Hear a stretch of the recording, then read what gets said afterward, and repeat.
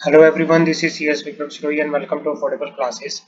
इस वाली वीडियो के अंदर हम जीएसटी वाला पोर्शन स्टार्ट कर रहे हैं। जीएसटी का एग्जामिनेशन पॉइंट ऑफ व्यू से हम इम्पोर्टेंट सारे टॉपिक कवर करेंगे, चैप्टर 1 से लेके चैप्टर एंड फर्स्ट तक, फर्स्ट से लेके लास्ट चैप्टर तक। तो स्टार्टिंग से स्टार्ट करना है, आराम से आप इस वीडियोस को देखना। आपके लिए एग्जामिनेशन पॉइंट ऑफ व्यू से ही ये वीडियो प्रिपेयर की गई है, तो अच्छे से एक एक चीज को समझना।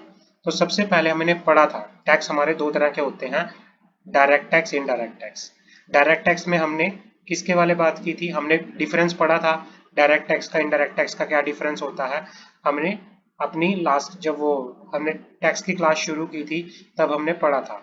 इनडायरेक्ट टैक्स में क्या क्या आता है, इनडायरेक्ट टैक्स के अंदर जीएसटी आता है, कस्टम आता है। तो जीएसटी डेफिशिएंसी क्या थी, मतलब क्या क्यों लेके आया गया जीएसटी, इससे पहले डेफिशिएंसी क्या थी, जीएसटी को क्यों लाया गया था।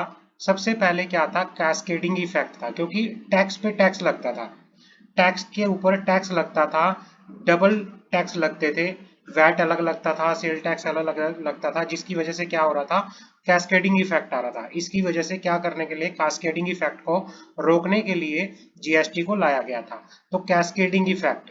दूसरा क्या था, non integration of VAT and service tax. VAT और सर्विस टैक्स को इंटीग्रेट नहीं किया गया था, डबल टैक्सेशन हो रहा था।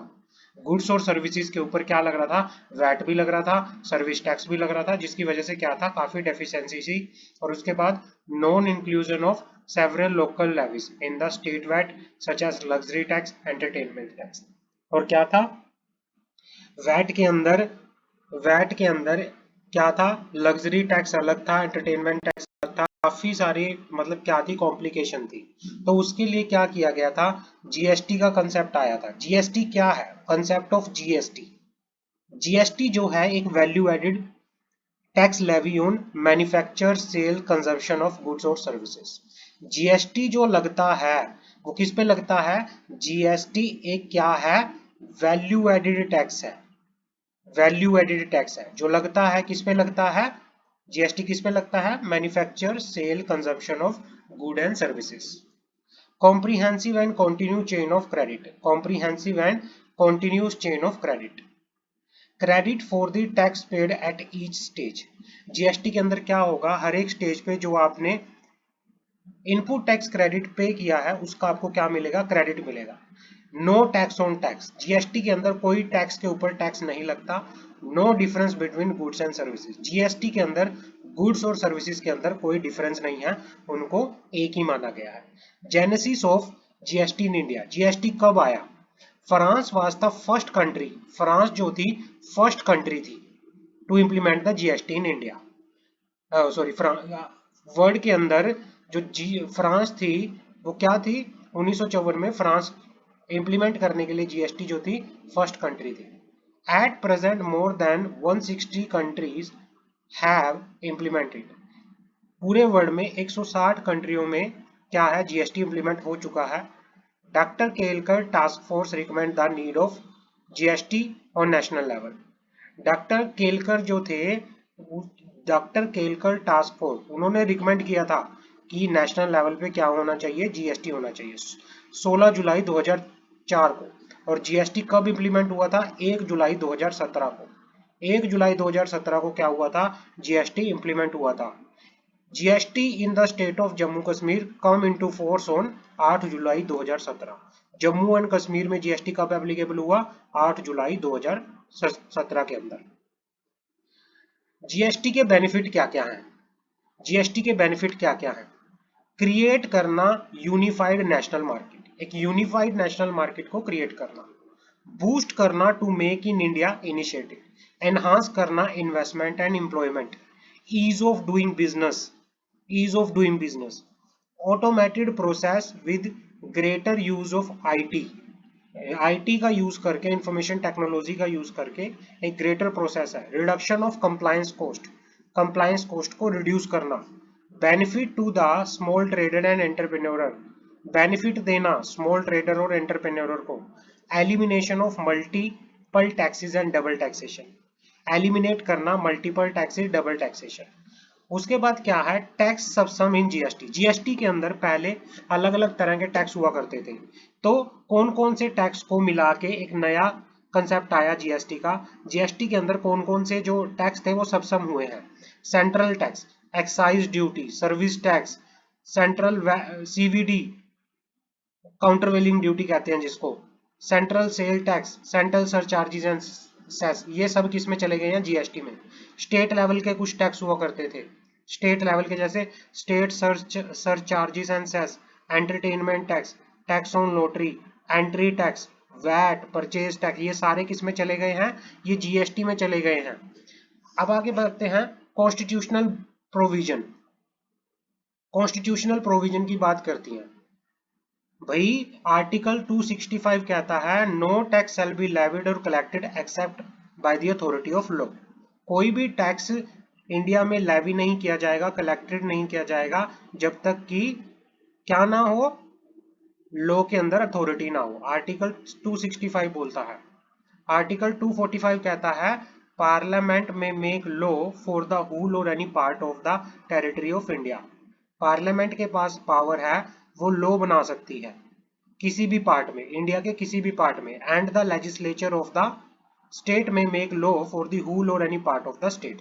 Seventh schedule to the 246, seven schedule to the 246, it contain 3 list. Schedule के अंदर 3 लिस्ट बता रखी है, union list, state list, concurrent list. 246 A क्या कहता है, provide parliament and state legislative to levy GST.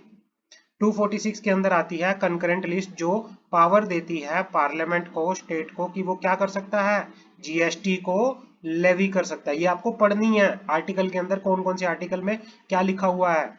Parliament has exclusive power to make GST. Parliament के पास क्या है, एक्सक्लूसिव पावर है जीएसटी मेंटेन करने के लिए, लगाने के लिए। Article 269 A, IGST on supply in course of interstate trade commerce shall be levied and collected by the government of India। जो क्या है, integrated goods and service tax on supply in course of interstate trade commerce. अगर एक state से दूसरी state पे आप कोई गुड्स प्रोवाइड कर रहे हो, एक स्टेट से दूसरे स्टेट में अगर आप कोई सर्विस दे रहे हो, तो क्या लगता है, IGST लगता है। तो उसमें क्या होता है, IGST on the supply of inter state trade or commerce shall be levied and collected by government of India. And इसको कौन करेगा, सेंट्रल गवर्नमेंट इसको लेवी करेगी, इसको कलेक्ट करेगी, और बाद में ये अपोर्शनड होंगे between the union and state government, between the union and state government. आगे बढ़ते हैं, between the union and state government.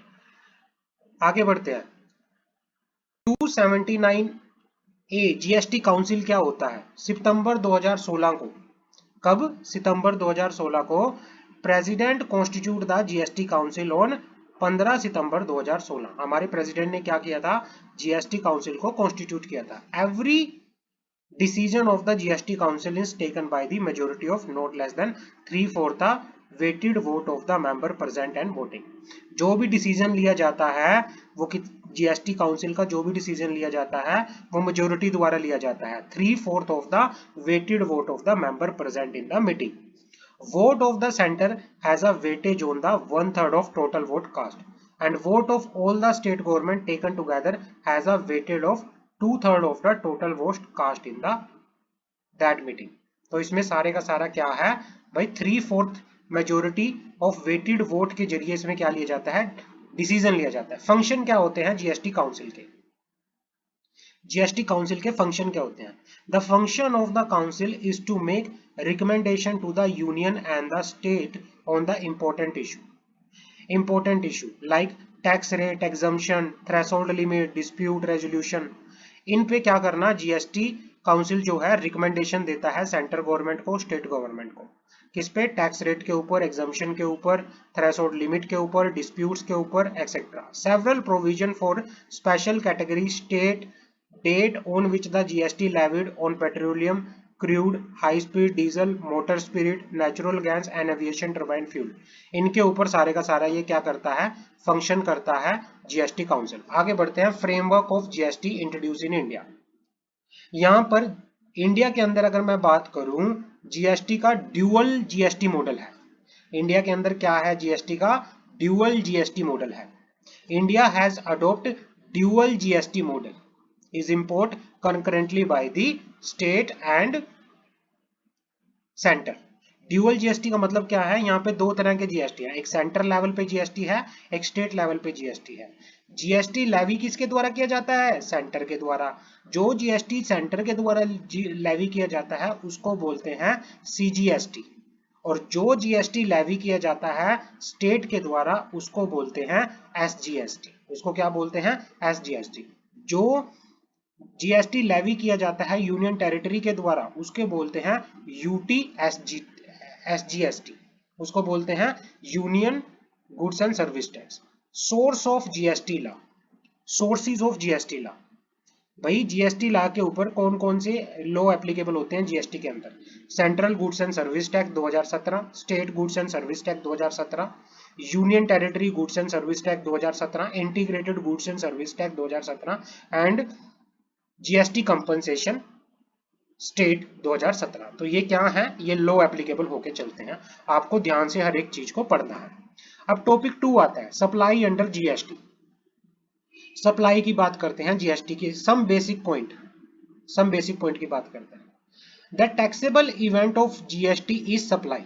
Obviously जब हम कोई सप्लाई करते हैं किसी गुड्स की, जब हम सप्लाई करते हैं किसी सर्विसेज की, तभी तो जीएसटी लगता है। तो जो टैक्सेबल इवेंट होता है वो क्या होता है, सप्लाई।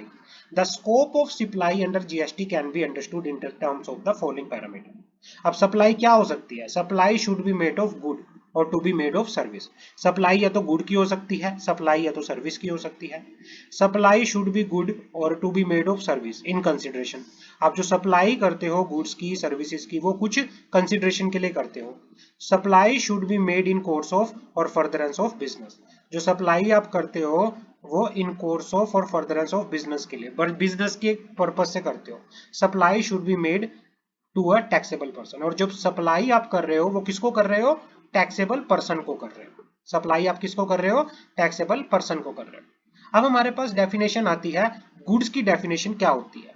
अब हमारे पास एक डेफिनेशन आती है, गुड्स की डेफिनेशन क्या होती है। गुड मतलब every kind of movable property other than money and security. Goods क्या होता है, every kind of movable property other than money and security, but include actionable claim. इसके अंदर क्या आता है, एक्शनेबल क्लेम आता है। Growing crops, grass, things attach forming part of the land which are engraved to serve before supply under a contract of supply। growing crops होगी, grass होगी, things attached to earth होगी, सारी क्या होती हैं, goods होती हैं। और ये किसमें बता रखा है डेफिनेशन, ये सेल्स ऑफ गुड्स एक्ट के अंदर डेफिनेशन बता रखी है। गुड्स की डेफिनेशन का सेक्शन कौन सा है, सेक्शन 2 क्लोज 52। अब सर्विस की बात करते हैं, सर्विस की बात करते हैं।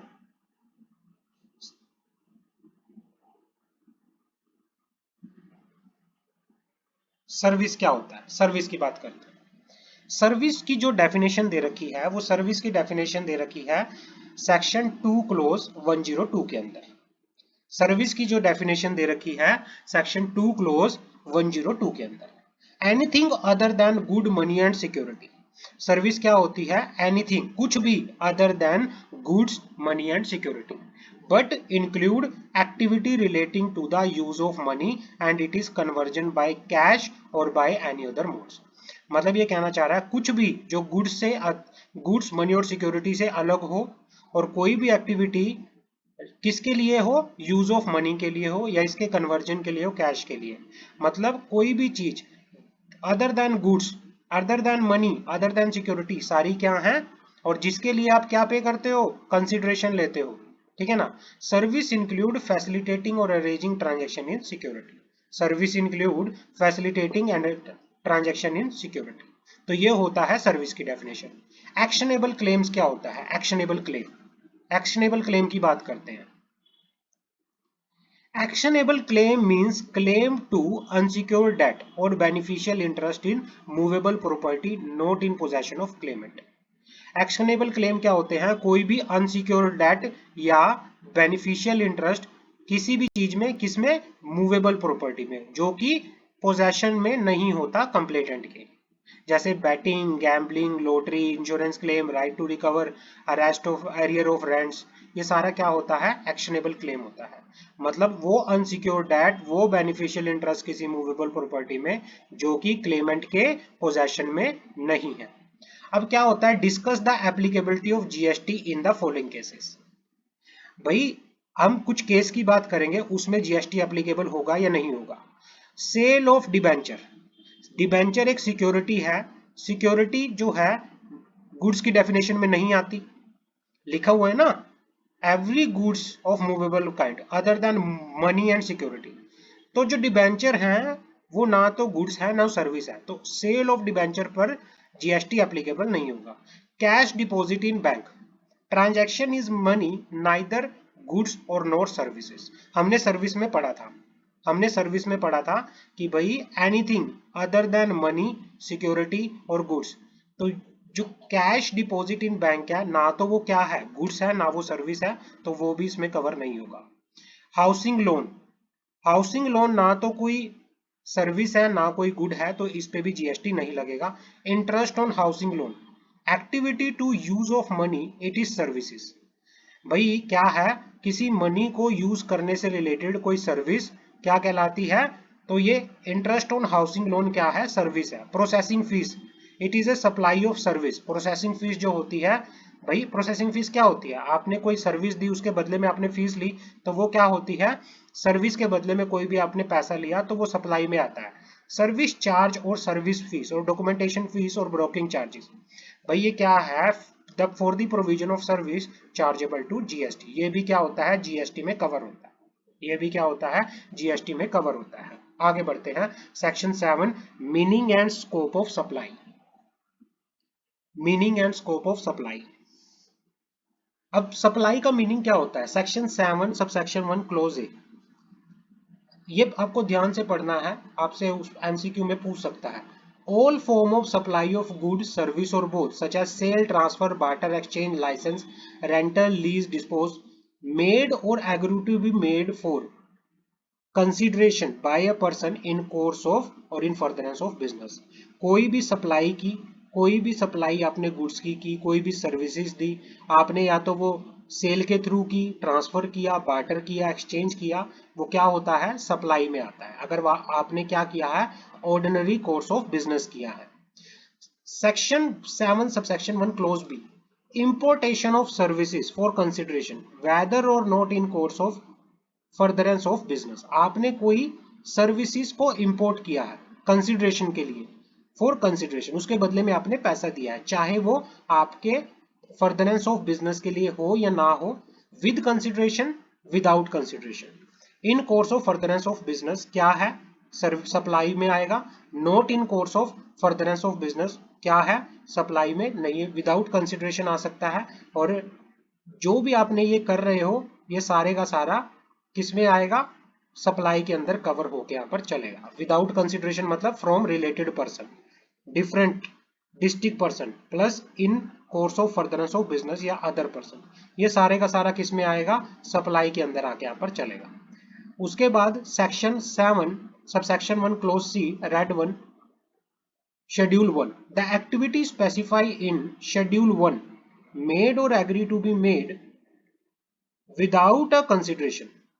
आपने कोई एक्टिविटी की जो शेड्यूल 1 के अंदर कवर थी, आपने वो दी है, made or agree to be made without consideration, it means supply without consideration. अगर आपने कोई सप्लाई की है विदाउट कंसिडरेशन, तो उसको भी क्या मानेंगे?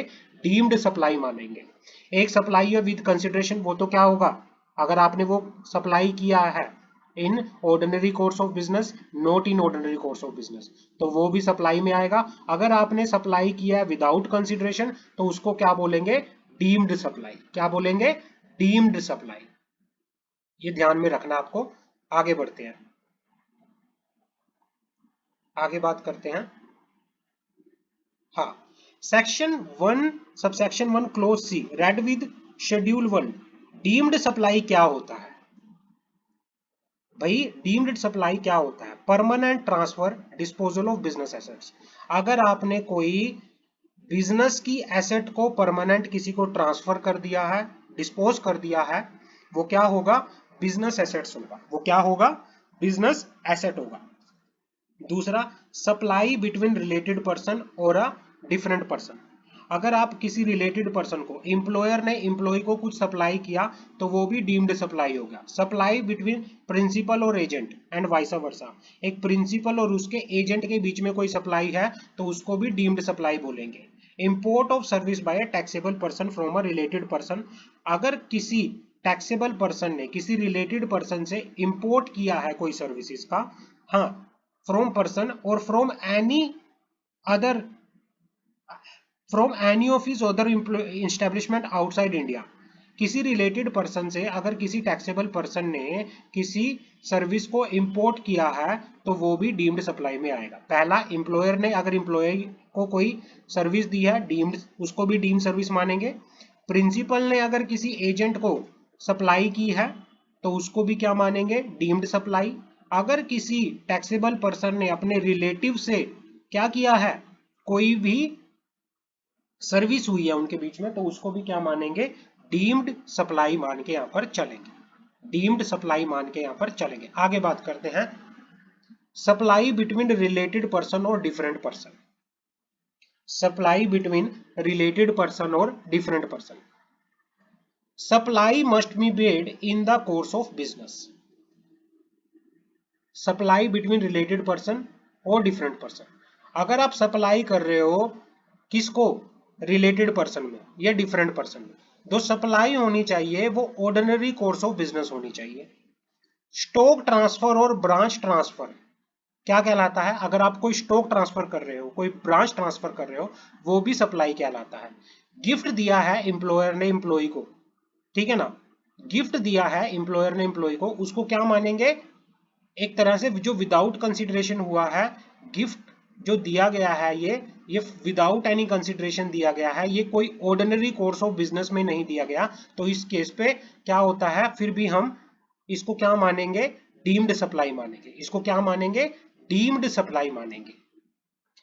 रिलेटेड पर्सन की डेफिनेशन क्या होती है? रिलेटेड पर्सन मतलब officer director of other one another business, employer employee, partner, family member, agent, distributor, person control other than person, third person hold more than 25% share of both person, such other person control third person। तो मतलब अगर ये person, ये वाली category आ गई तो ये कौन है? ये रिलेटेड पर्सन है। ये कौन है? रिलेटेड पर्सन है। रिलेटेड पर्सन की डेफिनेशन में कौन कौन आता है? रिलेटेड पर्सन की डेफिनेशन में आता है officer director of a business, employer employee, partner, family member, sole agent, person control other person, third person hold more than or equal to 25% share of both person, such person together control third person। तो ये सारा किस में आता है? Related person की definition में आता है। Meaning of different person. Different person क्या होता है? Meaning of different person, district person, establishment of a person with separate registration whether in India, whether in the same state, union territory और different state। कोई भी establishment जो जिसका क्या है? separate registration है। कोई कंपनी हो सकती है, कोई LLP हो सकती है, जिसका क्या होता है? एक सेपरेट रजिस्ट्रेशन होता है, एक सेपरेट लीगल एंटिटी होती है, उसको डिस्ट्रिक्टिंग पर्सन बोलते हैं, उसको डिस्ट्रिक्टिंग पर्सन बोलते हैं। Where person having one registered establishment in state union territory has another establishment different state union territory, तो उन दोनों establishment को क्या बोलेंगे?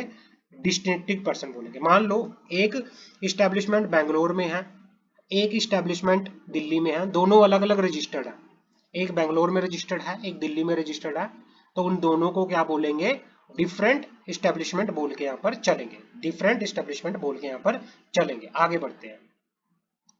Section 7 subsection 1 clause 1A read with schedule 2, where certain activity transaction constitute supply in accordance with the provision of subsection 1, they shall be treated as supply of goods, supply of service as referred to in schedule 2।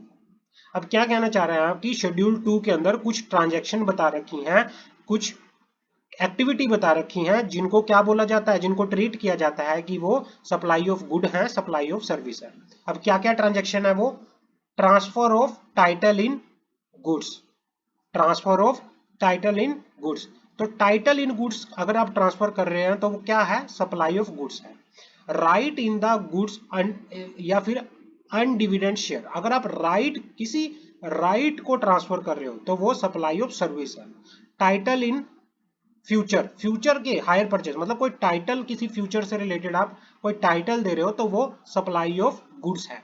Land and building, land और building को अगर आप lease पे दे रहे हो, आप licence दे रहे हो, आप ईजमेंट के लिए दे रहे हो, आप रेंट पे दे रहे हो, तो आप सर्विस दे रहे हो। ये रेंटिंग क्या होती है, सर्विस होती है, तो इसको सप्लाई ऑफ सर्विस बोलेंगे। लीज, लेंटिंग, लेंटिंग आउट करना, ये सब क्या है, ये सप्लाई ऑफ सर्विसेज है। एसओएस क्या होता है, सप्लाई ऑफ सर्विस। एसओजी क्या होता है, सप्लाई ऑफ गुड। ट्रीटमेंट और प्रोसेस क्या होती है, treatment of process on other person is good. Treatment of process, जितना भी ट्रीटमेंट होता है, जहां पे भी प्रोसेस की बात आ जाए, जहां पे भी ट्रीटमेंट आ जाए, तो उनको क्या कहेंगे, on the other person is good. अगर आप किसी दूसरे पर्सन की गुड्स पे कोई प्रोसेस कर रहे हो, कोई ट्रीटमेंट कर रहे हो, तो उसको सप्लाई ऑफ सर्विस बोलोगे। ट्रांसफर ऑफ बिजनेस एसेट्स, अगर आप किसी बिजनेस एसेट्स को ट्रांसफर कर रहे हो, अगर आप परमानेंट ट्रांसफर कर रहे हो तो उसको सप्लाई ऑफ गुड बोलेंगे। बट अगर आप किसी को प्राइवेट यूज के लिए दे रहे हो जो कि बिजनेस पर्पस के लिए नहीं है, तो उसको सप्लाई ऑफ सर्विस बोलेंगे। ये आपको ध्यान रखना है। At the time of closure of business before he ceases to be taxable person, तो क्या कहना चाह रहा है यहाँ पर कि भाई क्लोजर ऑफ बिजनेस के टाइम पे जब वो एक टैक्सेबल पर्सन सीज होने वाला होता है, जो भी उसने क्या किया, अपना बिजनेस को क्लोज किया, तो उसको डीम्ड सप्लाई ऑफ गुड्स बोलेंगे। उसको क्या बोलेंगे, डीम्ड सप्लाई ऑफ गुड्स बोलेंगे। एक्सेप्शन की बात कर लेते हैं। एक्सेप्शन क्या है, business transfer as going concern, अगर आप गोइंग कंसर्न बिजनेस को ट्रांसफर कर रहे हो और business carried on by representative, तो ये क्या इसमें नहीं आता है, ये सप्लाई में नहीं आके यहाँ पर चलता। Following shall B supply of service, following shall B, ये सप्लाई ऑफ गुड्स में आके नहीं चलता, ये किस में आके चलता है, सप्लाई ऑफ सर्विस में आके चलता है। अगर आप किसी गोइंग कंसर्न बिजनेस को, बिजनेस चल रहा था पर अपने बिजनेस को आपने क्या कर दिया, ट्रांसफर कर दिया, है ना, तो उसको सप्लाई ऑफ सर्विस के अंदर क्या करेंगे, कंसीडर करके यहां पर चलेंगे। अब सप्लाई ऑफ सर्विस क्या है, जैसे रेंटिंग करना, कंस्ट्रक्शन करना, टेम्परेरी ट्रांसफर करना, ये सारी क्या होती हैं, ये सर्विस है। ये क्या होती हैं, ये सर्विस है, ये सर्विस की कैटेगरी में आती है। आगे बढ़ते हैं, किसमें आती है, सर्विस की कैटेगरी में आती है। किसमें आती है, सर्विस की कैटेगरी में। आगे बढ़ते हैं, section 7 sub section 1 close 1A red with schedule 2, इसके अंदर भी एक्टिविटी बता रखी है कुछ। डिजाइन करना, डेवलपमेंट करना, प्रोग्रामिंग करना, refrain to tolerate to do, कोई एक्ट करने के लिए रोकना, कोई राइट्स किसी गुड में ट्रांसफर करना, ये सारा किसमें आता है, सप्लाई ऑफ सर्विसेज के अंदर आता है। किसमें आता है, सप्लाई ऑफ सर्विसेज के अंदर आता है। Following composite supply, composite supply work contract service, supply of service में आता है। रेस्टोरेंट की सर्विस सारी सप्लाई ऑफ सर्विस के अंदर आती है। समझ आ गई भाई, अगर आपने अपना बिजनेस बंद कर दिया और उस बिजनेस को आपने ट्रांसफर कर दिया, उसको सप्लाई ऑफ गुड बोलेंगे। बट अगर आपने गोइंग कंसर्न बिजनेस को किसी को ट्रांसफर कर दिया, तो उसको क्या बोलेंगे, उसको सप्लाई ऑफ सर्विस बोलेंगे। आगे बढ़ते हैं, section 7 clause 2 read with schedule 3, section 7 clause 2 read with schedule 3, negative list under GST, negative list, following shall be treated negative supply of goods and services. Negative list, services by employee to employer, मतलब क्या होता है, वैसे तो employer employ को service करता है, लेकिन नेगेटिव लिस्ट के अंदर क्या होता है, उल्टा हो जाता है। जैसे अगर किसी एम्प्लॉय ने एम्प्लॉयर को सर्विसेज दी, तो वो किस में आएगी, नेगेटिव लिस्ट में आएगी। Service by court tribunal establish under any law for the time being in force, अगर कोई कोर्ट, कोई ट्रिब्यूनल किसको सर्विसेज दे रहा है, किसी लॉ के अंदर जो स्टैब्लिश हुआ है, अगर ऐसी सर्विसेज किसी कोर्ट ने, किसी ट्रिब्यूनल ने दी है, तो वो किस में आता है, नेगेटिव लिस्ट में आता है। Services of funeral, burial, crematorium, mortuary, ये सब नेगेटिव लिस्ट में आती है। Sales of land and completed building, actionable claim, supply of warehouse good, ये सारा किस में आता है, नेगेटिव लिस्ट के अंदर आके यहाँ पर चलता है, नेगेटिव लिस्ट के अंदर आके चलता है। नेगेटिव लिस्ट क्या होती है कि जिसपे क्या नहीं लगता, जीएसटी नहीं लगता। नेगेटिव लिस्ट में क्या होता है, जिसपे जीएसटी नहीं लगता है। कोई भी फंक्शन, कोई भी फंक्शन अगर परफॉर्म किए हैं एमपी ने, एमएलए ने, वो भी किस में आता है, नेगेटिव लिस्ट में आता है। Duty perform by person who hold constitution post, किसी भी पर्सन ने अगर ड्यूटी परफॉर्म किया है जिसने कॉन्स्टिट्यूशनल पोस्ट होल्ड कर रखी है। Duty perform by any chairperson, member, director in any body established by government. Supply of good from a place in the non taxable territory to another place in the non taxable territory. अगर आपने किसी non taxable, जहां पे GST नहीं लगता, वहां से आपने सप्लाई ऑफ गुड्स की है किसी दूसरे नॉन टैक्सेबल टेरिटरी में, कि जहां पर मतलब मान लो अगर दिल्ली में जीएसटी नहीं लगता और आपने दिल्ली से सप्लाई की है किसी गुड की हरियाणा के अंदर, वहां पे भी अगर जीएसटी नहीं लगता तो वो भी किस में आता है, नेगेटिव लिस्ट में आता है। बॉन्ड टू बॉन्ड ट्रांसफर, तो ये सारा नेगेटिव लिस्ट में आता है, इसमें जीएसटी नहीं लग के यहाँ पर चलता है, इसमें जीएसटी नहीं लग के यहाँ पर चलता। आगे बढ़ते हैं, कंपोजिट एंड मिक्स सप्लाई क्या होता है, कंपोजिट एंड मिक्स सप्लाई क्या होता है वो बात करते हैं। What is composite and mix supply, composite supply क्या होता है, मिक्स सप्लाई क्या होता है।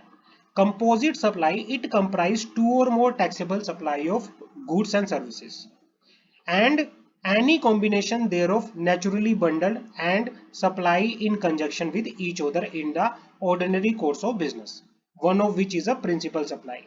जब आप दो या दो से ज्यादा किसी गुड्स को, सर्विसेज को क्या करते हो, सप्लाई करते हो, तो उसको कंपोजिट सप्लाई करते हैं। ये एक दूसरे से क्या होती हैं, जुड़ी होती हैं, ये नेचुरली बंडल होती हैं।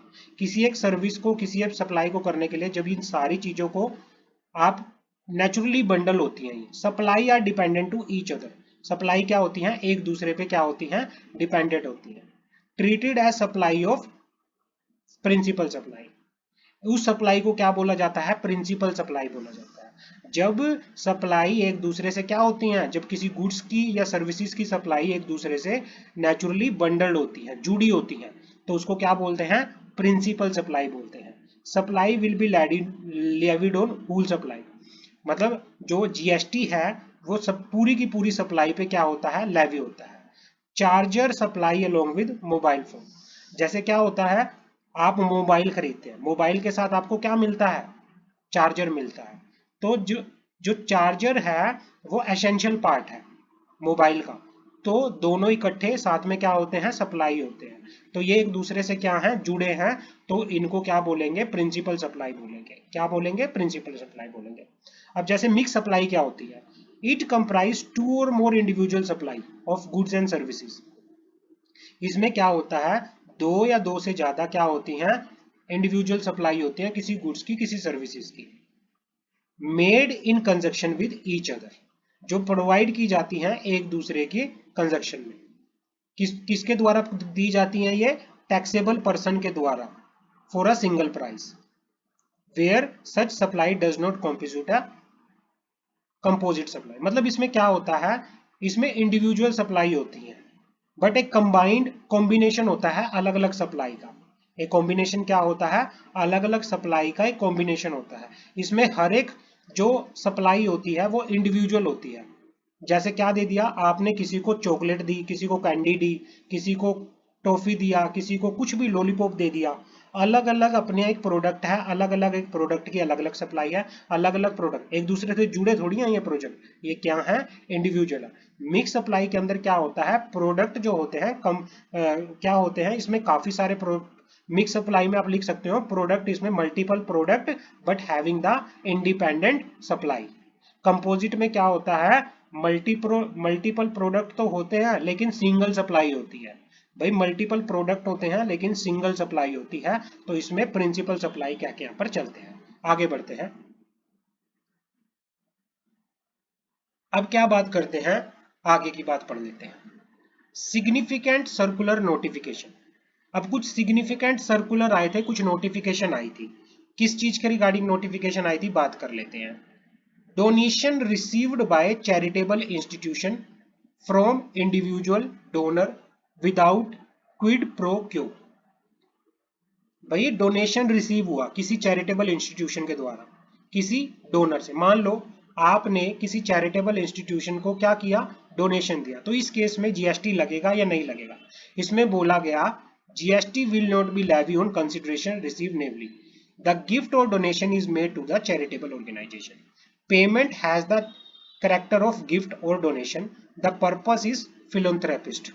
भाई अगर आप किसी चैरिटेबल इंस्टीट्यूशन को, कोई पर्सन अगर चैरिटेबल इंस्टीट्यूशन को कोई डोनेशन देता है, कोई गिफ्ट देता है, तो उसको उसके ऊपर जीएसटी नहीं लगता, क्योंकि वो क्या होता है, वो चैरिटेबल पर्पस होता है, वहां पे जीएसटी नहीं लगता।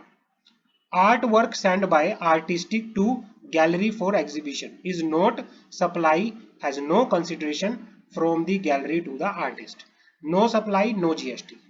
भाई एक आपने एक आर्ट बनाई, मान लो आपने एक आर्ट बनाई और आपने एग्जीबिशन के लिए वो किसी गैलरी में बेच दी। आप सिर्फ एग्जीबिशन के लिए दे रहे हो, आप बेच नहीं रहे हो उसको, यहाँ पे कोई सप्लाई नहीं है, तो यहाँ पे क्या होगा, यहाँ पे कोई जीएसटी नहीं लगेगा, यहाँ पे कोई जीएसटी नहीं लगेगा। आगे बात करते हैं। यहाँ पे जैसे क्या है, आपने कोई फ्री सैंपल भेजा, आपने कोई फ्री गिफ्ट भेजा, यहाँ पे कोई जीएसटी लगेगा, नहीं लगेगा, क्योंकि यहाँ पे कोई सप्लाई नहीं है। By one get one free, by one get one free, आप एक ले सकते हो, उसके साथ में दूसरा आपको फ्री मिलेगा। But by one get one free जो होता है, ये ऑफर होता है सप्लाई करने के लिए, इस पे जीएसटी लग के यहाँ पर चलेगा। इस पे क्या लगेगा, जीएसटी लग के यहाँ पर चलेगा। ये आंसर है, इसमें आप लिख सकते हो। आगे बढ़ते हैं।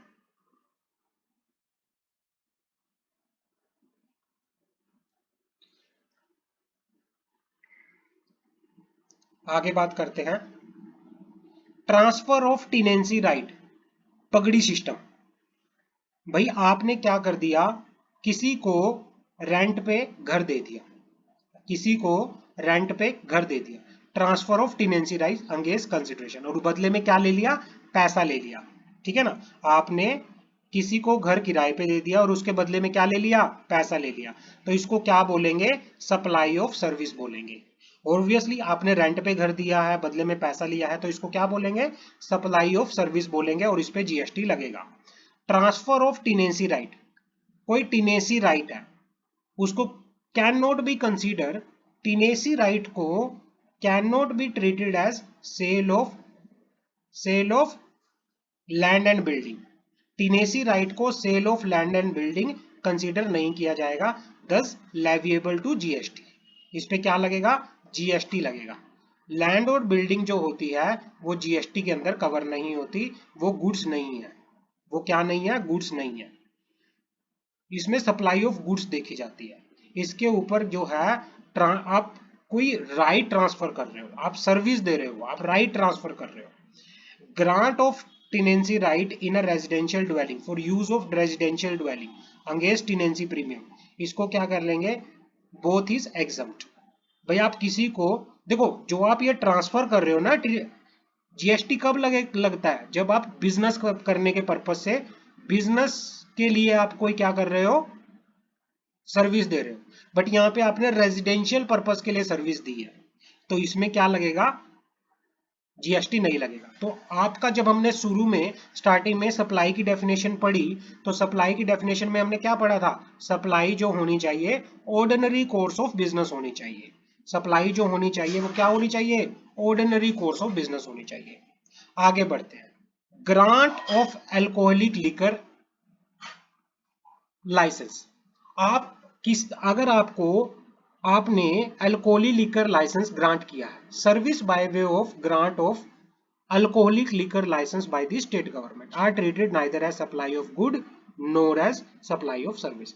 अगर कोई गवर्नमेंट क्या कर रही है, ग्रांट दे रही है, सर्विस दे रही है, किस चीज की, bye way of grant, alcoholic liquor की, ना तो उसको सप्लाई ऑफ गुड्स में लाया जाता, ना ही सप्लाई ऑफ सर्विस में कंसीडर किया जाता। अगर आपसे कोई पूछे कि भाई लाइसेंस ग्रांट किया है किस चीज के लिए, अल्कोहलिक, आपने, आपको कोई अल्कोहलिक लिकर लाइसेंस जो है ग्रांट किया गया है, उसकी सर्विसेज आप दिए जा रही है, तो उसको किस चीज में कंसीडर नहीं करेंगे? सप्लाई ऑफ गुड्स में कंसीडर नहीं करेंगे, सप्लाई ऑफ सर्विस में कंसीडर नहीं करेंगे।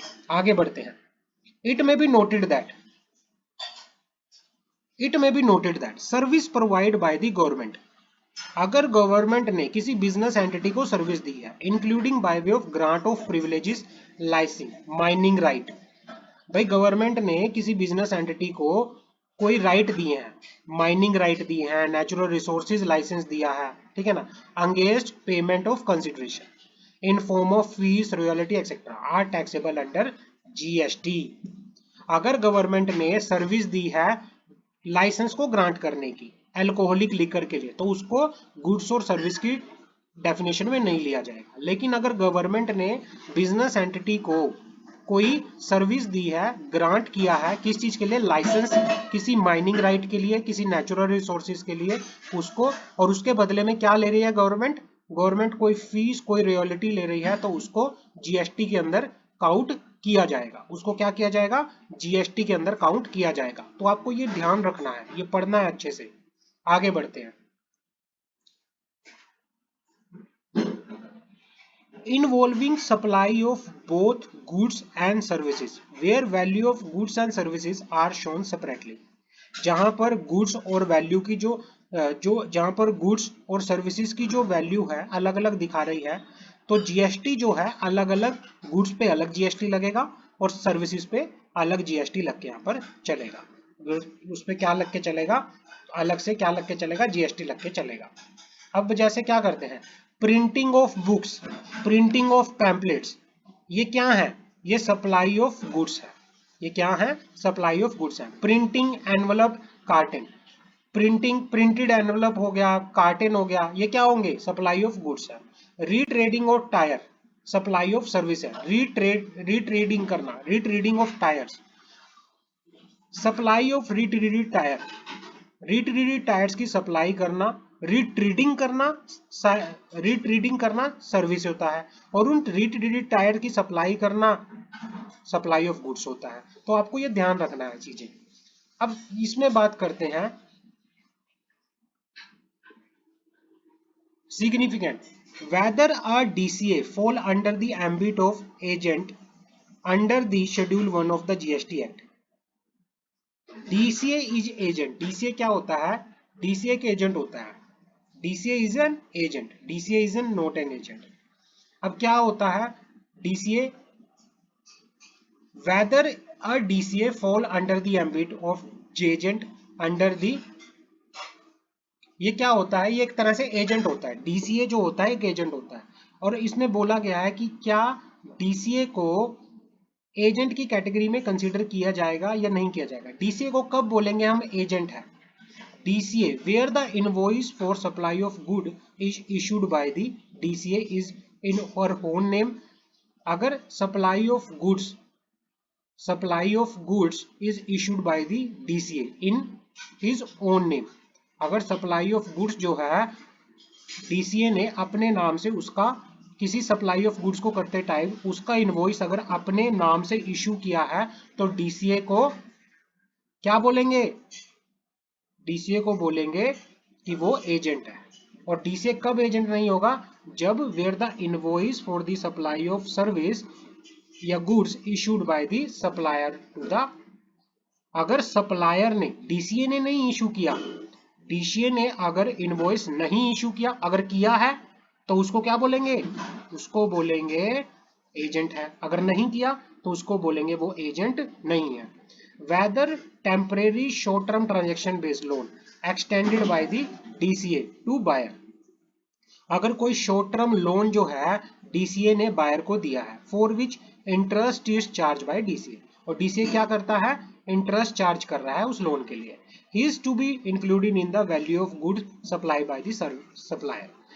अब इसमें एजेंट को कब बोलेंगे कि, डीसीए को कब बोलेंगे कि वो एजेंट है? अगर एक्टिविटी ऑफ एक्सटेंशन, अगर एक्टिविटी जो है, अगर activity of extension credit by DCA to buyer would not be considered as separate supply, it is an construct of supply of good made by DCA to buyer. Activity of extension of credit, activity of extension of credit by DCA to buyer would not be consider separate supply. उसको क्या नहीं consider किया जाएगा, separate supply consider नहीं किया जाएगा. Activity of extension credit, buyer को credit देना अलग से कोई सेपरेट सप्लाई कंसीडर नहीं किया जाएगा. अगर नहीं किया गया तो फिर क्या बोला जाएगा, डीसीए जो है एजेंट है. Value of interest including value of supply goods by the DCA to buyer. भाई जो इंटरेस्ट है अगर डीसीए ले रहा है ना, अगर इंटरेस्ट जो चार्ज कर रहा है, वैल्यू ऑफ सप्लाई जो चार्ज कर रहा है, अगर वो डीसीए चार्ज कर रहा है तो फिर क्या बोलेंगे, डीसीए एजेंट है. अगर डीसीए चार्ज नहीं कर रहा है ना, loan provided by DCA to buyer is a supply of service by the DCA to buyer on PP basis and independent supply, therefore interest charged by DCA would not be part of. अगर क्या है, जो supply आपकी क्या नहीं है, supply अगर आपकी क्या नहीं है, जो लोन देना है अगर वो आपकी क्या नहीं है, इंडिविजुअल सेपरेट सप्लाई नहीं है, तो तब उसको कंसीडर किया जाएगा कि डीसीए मेरी क्या है, एजेंट है. बट अगर जो ये लोन दिया गया है ये एक सेपरेट सप्लाई है, तो फिर इसको बोला जाएगा कि ये एक एजेंट नहीं है, इसने खुद से ये सेपरेट सप्लाई की है. दो चीजें होती है. तो इस चीज में हम देखेंगे कि सप्लाई सेपरेट है या नहीं है. अगर सप्लाई सेपरेट है तो उसको कंसीडर किया जाएगा कि वो एजेंट नहीं है. अगर सप्लाई सेपरेट नहीं है तो उसको कंसीडर किया जाएगा कि वो एजेंट है. तो यहाँ पे देखा जाएगा. आगे बात करते हैं. Classification in respect of goods and taken out of India for exhibition on consignment basis for export promotion. किसी गुड को इंडिया से बाहर भेजा गया सिर्फ एग्जीबिशन के लिए, तो उस केस में क्या होगा. It is accordingly clarified that activity of sending taking of good out of India, ये कहना चाह रहा है कि भाई it is accordingly clarified that कोई भी एक्टिविटी किस चीज से related, sending end taking of good out of India for exhibition or for consignment basis for export promotion do not constitute supply has said activity does not fall within the scope of section 1.